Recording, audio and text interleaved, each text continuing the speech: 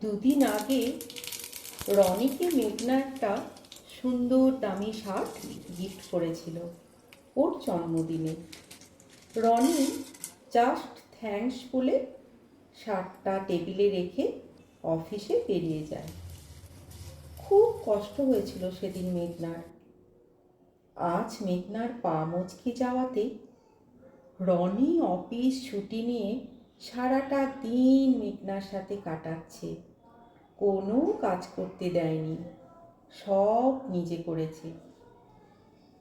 সন্ধেবেলায় রনি যখন চায়ের কাপটা মেঘনার সামনে ধরল, মেঘনা আর চোখের জল ধরে রাখতে পারে না।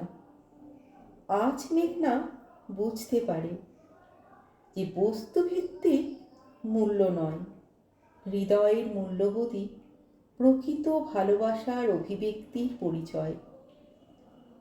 কলমে সৌমিক পাইন।